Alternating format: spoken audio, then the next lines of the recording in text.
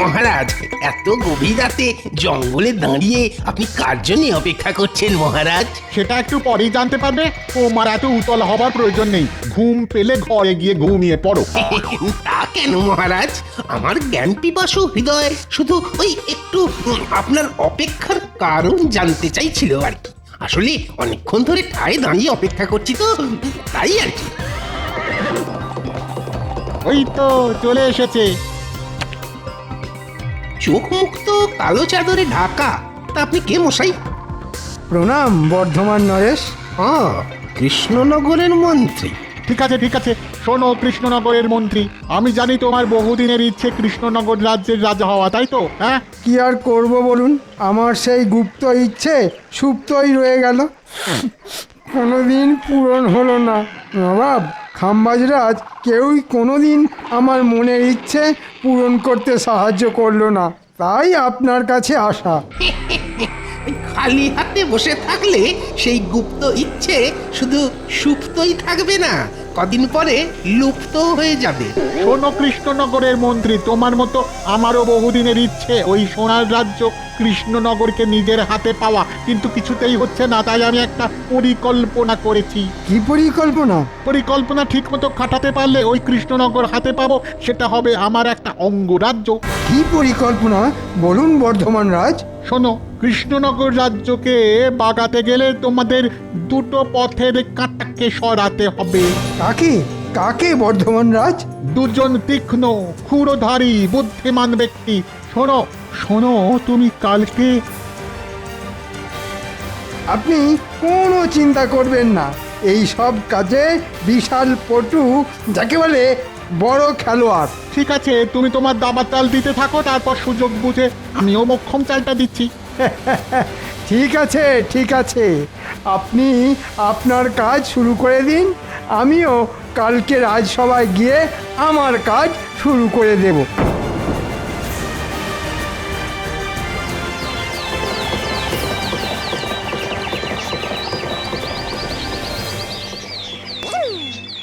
ধুর ধুর, ভালো লাগে না। গিন্নি সকাল সকাল একটা এত বড় থলে হাতে ধরিয়ে বলে দিল বাজার নিয়ে এসো। টাকাগুলো যেন খোলাম কুচির মতো উড়িয়েই দিল। এই সকাল সকাল এটা কে রে বাবা, ঘোড়া ছুটি আসছে? চেহারার গঠন কাঠামো তো একটা মন্ত্রীমশাইয়ের মতো মনে হচ্ছে।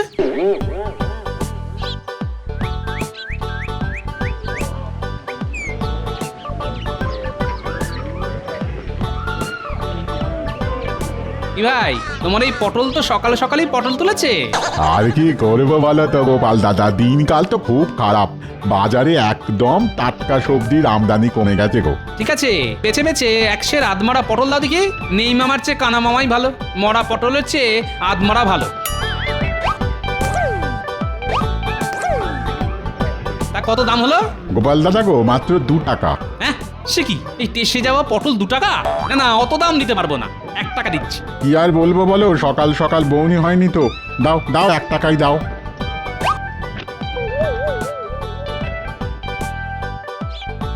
দেখেছো মানুষটাকে কোন কাক ভরে বাজার আনতে পাঠিয়েছি, কিন্তু এখনো ফেরার নাম গন্ধ নেই। কখন রান্না যে হবে আর কখন রাজসভায় যাবে, দূর দূর দূর, আমার হয়েছে যত জ্বালা। এলো গিন্নি, সকাল সকাল এত চিৎকার চেঁচামেচির কে আছে শুনি?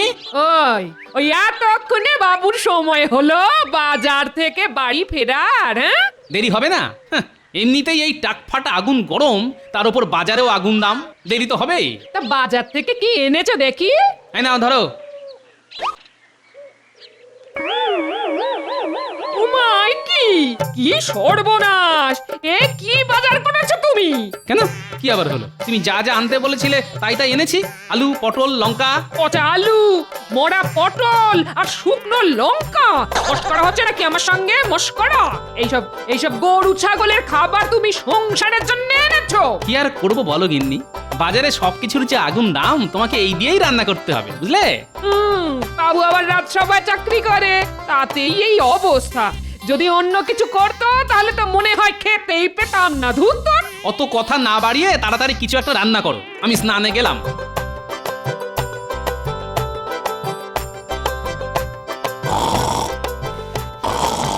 তখন থেকে কার যেন একটা নাক ডাকার আওয়াজ পাচ্ছি। সকাল সকাল রাজসভায় কে ঘুমোচ্ছে শুনি। ওই তো ওই তো মহারাজ, আপনার পাশে দণ্ডায়মান ঘোড়া স্বরূপ মন্ত্রীমশাই দাঁড়িয়ে দাঁড়িয়ে ঘুমোচ্ছে। বাইরে এত চড়া রোদ্দুর, লোকজনের ফাটছে টাক, রাজসভাতে মন্ত্রীমশাই দিচ্ছে ঘুম, ডাকছে না। আমি তো মন্ত্রী মশাইয়ের এই দিনের বেলায় ঘুমের কোনো বৈজ্ঞানিক কারণ খুঁজে পাচ্ছি না। মনে হচ্ছে মন্ত্রীমশাই গ্রহ নক্ষত্র ঝিমিয়ে রয়েছে। কি হলো? কি হলো? কি হলো? ও ঘোড়া মশাই, থুড়ি মন্ত্রীমশাই, উঠে পড়ুন। কি বললে গোপাল? আমি ঘোড়া? তাহলে তুমি কি? তুমি একটা পেট মোটা হাতি। ঘোড়াই তো দাঁড়িয়ে দাঁড়িয়ে ঘুমায়, তা আপনাকে আর কি বলে ডাকবো বলুন? এর থেকে ভালো উপমা যে আর কিছু পেলাম না। খুব খারাপ হয়ে যাচ্ছে কিন্তু গোপাল, নিজে তো সারাদিন কোনো কাজ করো না, শুধু আমার পিছনে লাগা। এই তোমরা থামবে এবার। মন্ত্রীমশাই এরকম ঘুমোলে রাজ্যবাসী কি করবে? হ্যাঁ ঠিকই তো। আমি এমনি এমনি ঘুমাইনি মহারাজ, আমি সারা রাত ঘোড়ায় চড়ে রাজ্য পাহারা দিয়েছি। আমিও আপনাকে সকালবেলা ঘোড়ায় চড়ে রাস্তায় ঘুরতে দেখলাম। দেখুন মহারাজ, গোপাল আমাকে নিজেই প্রত্যক্ষ দেখেছে, আর গোপালই আমাকে ঘোড়া বলে অপমান করছে। না গোপাল, এটা কিন্তু তুমি খুবই ভুল করেছো। না জেনে বুঝে কাউকে এভাবে অপমান করা উচিত নয়। মহারাজ, আমার কি মনে হয় জানেন তো, আমাদের রাজসভা থেকে দুজন অকর্মা ঢেঁকি সভাসদকে একেবারে বিদায় করে দেওয়া উচিত। হ্যাঁ, কাদের? কাদের? গোপাল আর বিজ্ঞানীকে। কেন মন্ত্রীমশাই, আমি আবার আপনার কি পাকা ধানে মই দিলাম? হ্যাঁ, সত্যি তো, আমি আবার কি করলাম? কিছুই করনি। এই মন্ত্রী, তুমি কি বলতে চাও সেটা খোলসা করে বলো তো। দেখুন মহারাজ, আমাদের সভাসদদের সকলেই কোনো না কোনো কাজ করে, কিন্তু গোপাল আর বিজ্ঞানী কোনো কাজই করে না, শুধু আসে বসে আর গল্প করে। কেন? আমি গবেষণা করি। তোমার গবেষণায় তোমার জ্ঞান বাড়ে, তাতে রাজ্যের কি উপকার হয় শুনি? হ্যাঁ, হ্যাঁ ঠিক তো। মহারাজ, আমি তো যে কোনো বিপদ এলেই তাতে ঝাঁপিয়ে পড়ি, রাজ্যকে বাঁচাই। সেসব অতীতে যা যা করেছো সব ভুলে যাও।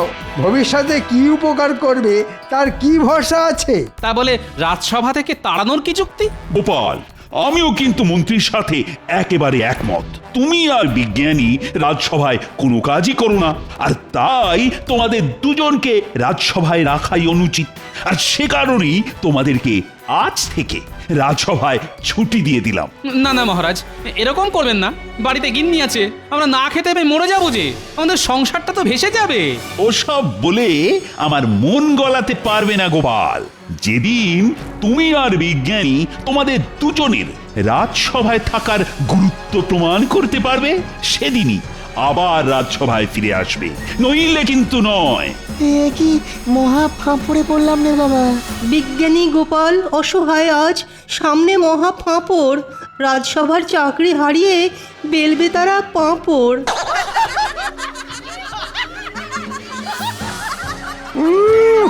এমন পেঁচ দিয়েছি একেবারে সব দিশাহারা হয়ে গেছে। বিজ্ঞানী গোপাল বিদায়।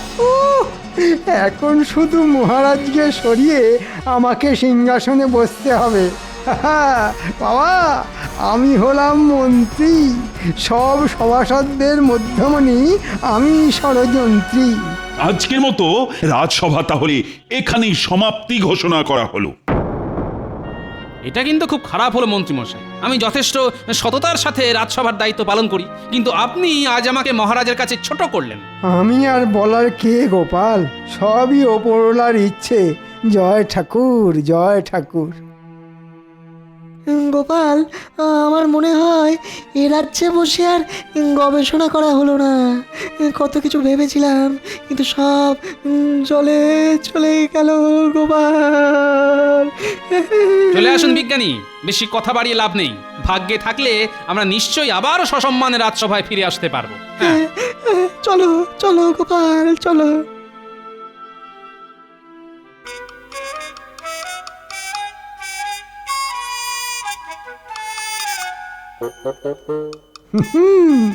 তোমাদের রাজসভা থেকে তাড়িয়েছি, এবার তোমাদের রাজ্য থেকে বিদেয় করব।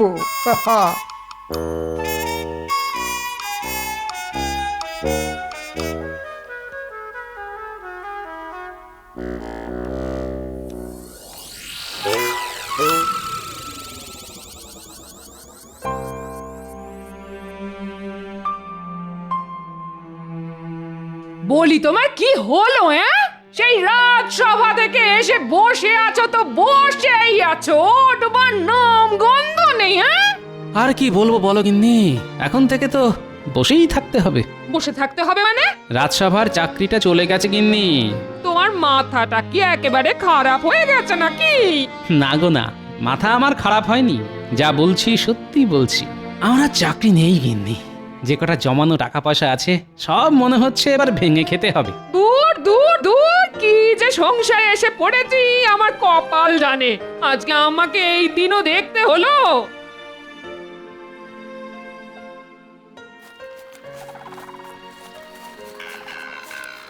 কি ব্যাপার মন্ত্রী মশাই, হঠাৎ করে আমাদের সাথে দেখা করতে এসেছেন? তা পথ ভুলে নাকি? আরে না রে না, একটা কাজের কথা বলতেই এসেছি। কাজটা করতে পারলে ভালো বকশিসও পাবি। হ্যাঁ, দেখুন মন্ত্রীমশাই, আগে থেকেই বলে রাখছি, হ্যাঁ, আপনার কাজ যতবার করতে গেছি কিছু না কিছু বিপদে পড়েইছি। এবার সেরকম হলে করতে পারবো না, এ আমি আগে থেকেই বলে দিচ্ছি আপনাকে। আরে না রে না, এমন কিছুই করতে হবে না যাতে তোরা বিপদে পড়িস। হ্যাঁ, তাহলে ঠিক আছে, বলুন কি করতে হবে? গোপাল আর বিজ্ঞানী এই দুজনকে তোদের চোখে চোখে রাখতে হবে, ওরা কি করছে সেটা জানাতে হবে আমাকে। আচ্ছা মন্ত্রীমশাই, কাজ হয়ে যাবে। এবার এবার আমাদের ওই বকশিসটা। আরে বাবা, পাবি পাবি, সময় হলে ঠিক পাবি। যা এখন চটপট কাজে লেগে পড়। ধুর, এইভাবে কাজ করতে ভালো লাগে বল মোটা? হ্যাঁ, ঠিক বলেছিস। আগে থেকে কিছু হাতে গরম টাকা পয়সা পেলে না হয় কাজ করে একটা মজা পেতাম।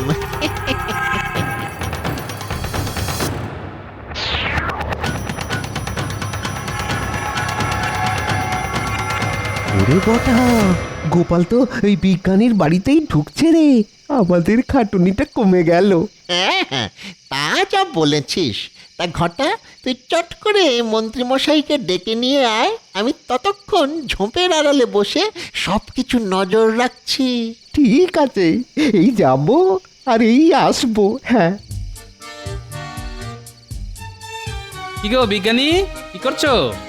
কি আবার করব বলো গোপাল, আমার যা কাজ, এই একটু একটা পটকা নিয়ে গবেষণা করছি।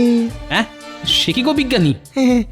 আরে বাবা, অনেকদিন আগে থেকেই এটা বানিয়ে রেখেছি, যদি আমাদের রাজ্যের কোনো বিপদে আপদে কাজে লাগে সেই জন্য। তুমি দেশের জন্য এত ভাবছো, আর এমন ভাগ্যের পরিহাস দেখো, মহারাজ তোমাকেও রাজসভা থেকে বহিষ্কার করলো। ঠিক বলেছ গোপাল, আমি কালকে সকালবেলা গিয়ে মহারাজকে আমার এই যুগান্তকারী পটকা আবিষ্কারের কথা জানাবো, তাহলে মহারাজ নিশ্চয়ই আবার আমাকে রাজসভায় ফিরিয়ে নেবেন। হ্যাঁ হ্যাঁ, তা নিশ্চয়ই নেবেন, কিন্তু আমার তো কোনো হিল্লে হলো না। এমনিতেই বাজারের আগুন দাম, নুন আনতে পান্তা ফুরিয়ে যাচ্ছে, এখন চাকরি খুইয়ে আমি কিভাবে সংসার চালাবো বলো তো? শোনো গোপাল, আমাদের রাজ্যের জন্য তোমার অবদান কিছু কম নয়, তাই আমি মহারাজকে বলবো এই পটকা বানানোর জন্য তুমিও সাহায্য করেছো। এটা এমন একটা জিনিস, সেটা ছোট পটকা আর বড় ঝটকা, মহারাজ দেখবেন আর চমকে চমকে উঠবেন। কোনো আগুন লাগবে না, শুধু ছুঁড়ে মারলেই ফাটবে। কই দেখি তোমার পটকা, একটু পরীক্ষা করে দেখি। এই নাও দেখো, তবে ঘরের মধ্যে ছুঁড়ো না কিন্তু। না না, বাইরে ছুঁড়েই পরীক্ষা করব। ওরে বাবারে, ওরে বাবারে, মরে গেলাম রে। ও মা গো, বাবা গো, বাবা ওরে মা গো, বাবা গো, ওরে, কি ভয়ানক! বাঁচাও বাঁচাও! এ কারা যেন ছুটে পালিয়ে গেল মনে হচ্ছে। এই কিরে,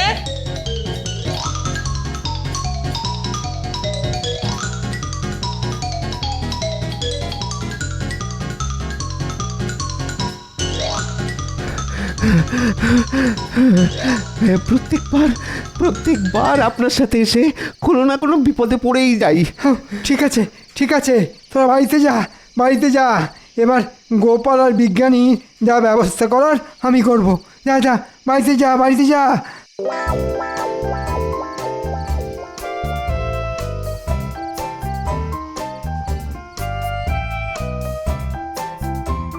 মহারাজ, হে বাবা, হে কি অবস্থা তোমার? আর বলবেন না, সবই গোপালের কীর্তি। তাড়াতাড়ি সৈন্য সামন্ত নিয়ে বিজ্ঞানীর বাড়িতে চলুন, নইলে এর থেকে ভয়ঙ্কর অবস্থা আপনারও হতে চলেছে। কি বলতে চাইছো কি মন্ত্রী? জানেন মহারাজ, আপনি বিজ্ঞানী আর গোপালকে রাজসভা থেকে তাড়িয়ে দিয়েছেন বলে না, গোপাল আর বিজ্ঞানী পরিকল্পনা করে রাজবাড়ি রাজসভা সব উড়িয়ে দিতে চাইছেন। কি বলছো কি মন্ত্রী? চলো তো, প্রহরী প্রহরী। বলুন মহারাজ। চলো চলো, এক্ষুনি চলো, তোমাকে আমার সাথে বিজ্ঞানীর বাড়িতে যেতে হবে। যথা আজ্ঞা মহারাজ। তাহলে বিজ্ঞানী, কালকে এই পটকা নিয়ে রাজসভায় যাব। না, রাজসভায় ফিরে আসার স্বাদ আর কোনোদিনও পূর্ণ হবে না গোপাল। তুমি কি ভেবেছো তুমি আর বিজ্ঞানী রাজসভা উড়িয়ে দেবে? হ্যাঁ, সে স্বপ্ন কোনোদিনও পূর্ণ হবে না গোপাল। এ কি মহারাজ, মন্ত্রীমশাই আপনারা এখন? কেন, তোমাদের গোপন পরিকল্পনা ধরে ফেলায় খুব চমকে গেছে মনে হচ্ছে। কি যাতা বলছেন মন্ত্রীমশাই? বিজ্ঞানী তো ভেবেছিল এই ছোট ছোট পটকাগুলি মহারাজকে দেখাবেন, তাহলে আমাদের রাজ্যের সুরক্ষায় অনেক সুবিধে হবে। হ্যাঁ মহারাজ, আজ সকালে মন্ত্রীমশাই বলেছিলেন না যে আমি কিছুই করি না, কিন্তু সেটা একদম ভুল কথা মহারাজ। আমি এই ছোট পটকা আবিষ্কার করেছি যাতে খুব সহজেই বড় সেনাবাহিনীকে আটকে রাখা সম্ভব। হ্যাঁ, ওসব কথা বলে মহারাজকে বোকা বানাতে পারবে না বিজ্ঞানী। আমি খুব ভালো করে বুঝতে পারছি, গোপাল আর বিজ্ঞানী মিলে অনেক বড় ষড়যন্ত্র করেছো। বিশ্বাস করুন মহারাজ, আমি আপনার নুন খেয়েছি। আমি কোনোদিনও আপনার কোনো সর্বনাশের কথা ভাবতেই পারি না, বিশ্বাস করুন। চুপ! তোমাদের হাড়ে হাড়ে চেনা হয়ে গেছে আমার। আজ এক্ষুনি তোমরা পোঁটলা পুঁটলি গুটিয়ে রাজ্য থেকে বেরিয়ে যাও, আর কোনোদিনও যদি রাজ্যে ফিরে আসো তাহলে তোমাদের দুজনকেই আমি শুলে চড়াবো। কথাটা মনে থাকে যেন। হ্যাঁ, ও গোপাল, এবার কি হবে? সবই ভাগ্যের পরিহাস বিজ্ঞানী, ভাগ্যের পরিহাস। যে মহারাজ একদিন আমার গলায় মুক্তোর মালা পরিয়ে দিয়েছিলেন, তিনি আজ আমাকে রাজ্য থেকে তাড়িয়ে দিচ্ছেন। সেই গোপাল, এবার তুমি কি করবে? তোমার তো সংসার আছে। দেখি, গিন্নিকে আপাতত শ্বশুর বাড়িতে পাঠিয়ে দেব, তারপর অন্য রাজ্যে কোনো একটা কাজের বন্দোবস্ত হলে গিন্নিকে আবার ডেকে নেব। ঠিক বলেছ। ঠিক আছে, তুমি তোমার গিন্নিকে জানিয়ে চলো, আমিও আমার পোটলা পুটলি নিয়েই বেরোচ্ছি। হ্যাঁ, আমাদের দুজনকেই যখন রাজ্য ছাড়া হতে হবে, তখন চলো দুজনে একসাথেই যাই।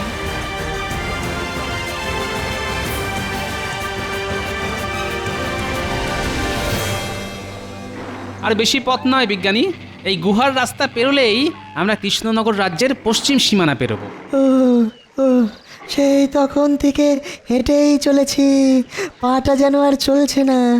একটু কথা বসে বিশ্রাম নিলে হয় না গোপাল? চলো তাহলে ওই গুহার ভিতরেই না হয় রাতটা কাটিয়ে দিই, তারপর কালকে ভোর হতে না হতেই অজানার উদ্দেশ্যে আবার বেরিয়ে পড়বো। হ্যাঁ হ্যাঁ, তাই চলো।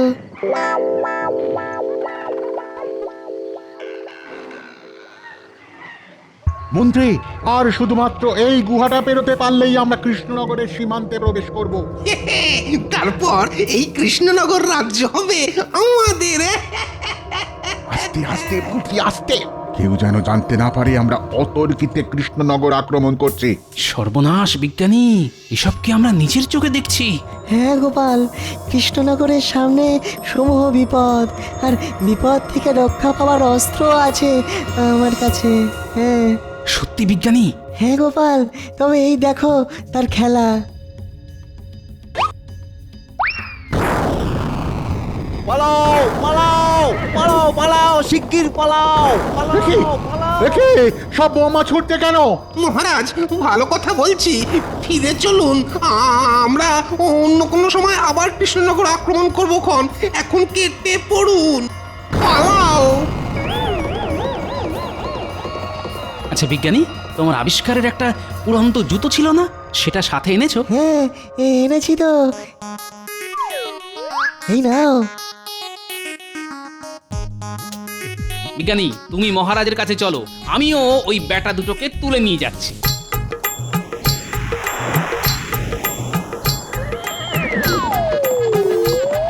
কে রে? ছাড়ো ছাড়ো ছাড়ো বলছি, ছাড়ো, খুব খারাপ হয়ে যাচ্ছে কিন্তু। ওপর থেকে এখন ছেড়ে দিলে না, এখানেই ফুটুস দুম হয়ে যাবেন আপনারা। তাই যেখানে ছাড়ার ঠিক সেখানেই ছাড়বো। এখন চুপচাপ আমার সাথে চলুন।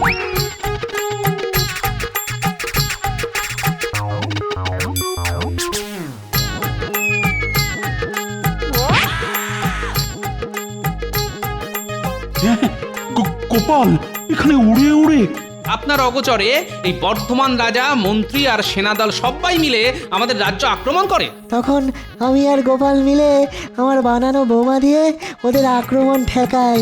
সব সেনারা পালিয়েছে, শুধু এদেরকে ধরে এনেছে গোপাল। হ্যাঁ, আমার মাতৃভূমি বলে কথা। তা রাজ্য যখন বিপদে, তখন তাকে না রক্ষা করে কি করে যাই বলুন তো মহারাজ? সব সব হয়েছে ওই মন্ত্রীটার জন্যে। ও বলল ঠিক কায়দা করে গোপাল আর বিজ্ঞানীকে কৃষ্ণনগর রাজ্য থেকে সরিয়ে ফেলবে, আর রাজ্য হাতাবো আমরা। সব পরিকল্পনায় জল ঢেলে দিল। মন্ত্রীর এত বড় সাহস! দেখলেন মহারাজ, আমরা নির্দোষ, শুধু শুধু আমাদের ফাঁসানো হয়েছে। আজ আমি মন্ত্রীকে ছাড়বো না, বেটাকে মেরেই ফেলবো। প্রহরী, তুমি এই বর্ধমান রাজার মন্ত্রীকে বেঁধে রাখো, আর মন্ত্রীকে আজ আমি উচিত শিক্ষা দেব। আর গোপাল, বিজ্ঞানী, তোমরা আমায় ক্ষমা করো। ভুল বুঝে আমি তোমাদেরকে অনেক কথা বলেছি, কিছু মনে করো না যেন। আজকে থেকে তোমরা আবার সসম্মানে রাজসভায় আসবে। তোমাদের এই উপকার আমি কোনোদিনও ভুলবো না। সবই মহারাজ বিজ্ঞানীর আবিষ্কার করা ছোট পটকার বড় ঝটকার কামাল। আর এখন আমি মন্ত্রীকে একটা ঝটকা দেব। দাঁড়াও মন্ত্রী, দাঁড়াও বলছি, দাঁড়াবে মন্ত্রী। ভুলে গেছে মহারাজ।